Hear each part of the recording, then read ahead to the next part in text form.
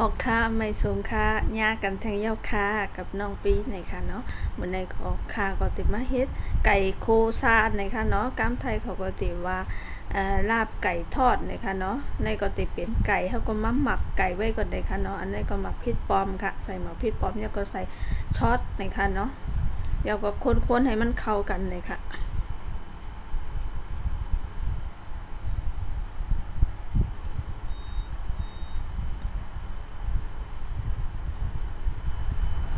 เดี๋ยวก่อนในก็ติเป็น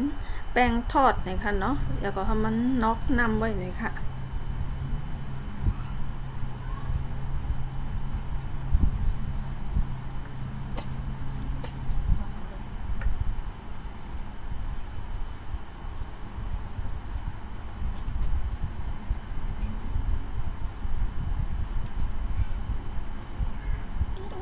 พอเยอะๆก็กำลังก็เฮาก็มาตั้งหม้อน้ำมันไว้นะคะเนาะเดี๋ยวก็เอาไก่เฮาจุ่มในแป้งอันเฮานอกน้ำไว้เดี๋ยวก็มาโขลกนะคะเพราะว่าใครกินไก่ที่มันกรอบๆนะคะเนาะก็เฮาก็สิผ่าเนื้อไก่ให้มันหวานสิในเดี๋ยวก็จุบในอันแป้งเฮาหนาๆนะคะเนาะ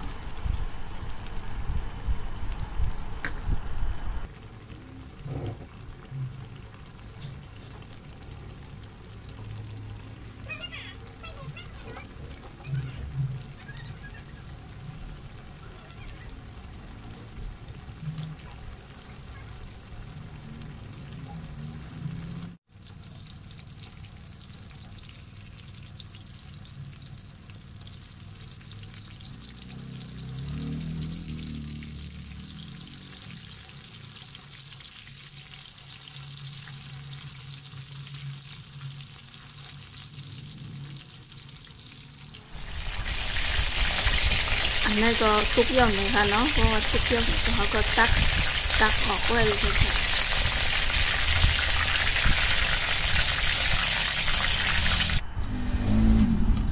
เดี๋ยวก็กำลังก็เขาก็เต็มมา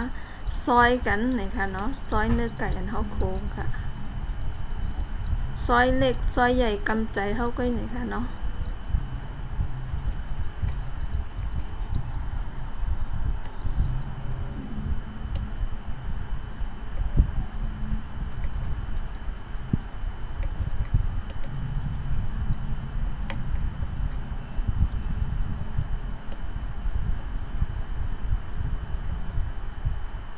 เดี๋ยวก็กำไรก็เขาก็ติมาซากันเลยค่ะอันนี้ก็ใส่เกลือหวานเดี๋ยวก็ผงหวานนี่ค่ะเนาะเดี๋ยวก็ใส่น้ำปลาค่ะอันนี้ก็ติเป็นน้ำหมักพาดนี่ค่ะเนาะแล้วก็ใส่มะพริกผงค่ะแล้วก็คนให้เกลือหวานให้มันเจิมนี่ค่ะเนาะ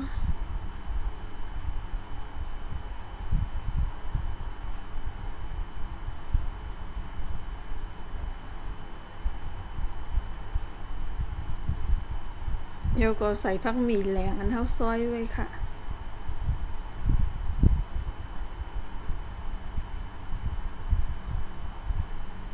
เดี๋ยวก็ใส่ไก่อันเท่าซอยไว้ค่ะ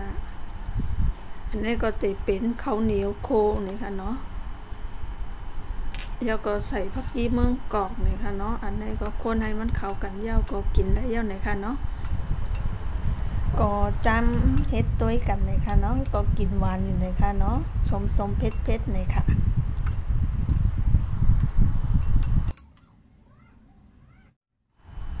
ออกค่ะกำลังก็เขาก็มาตักใส่หวานเลยค่ะเนาะเพราะว่าเค้กเนี่ยก็กดไลค์ก็แชร์วันนิดนึงเลยค่ะเนาะยินจมเยอะค่ะ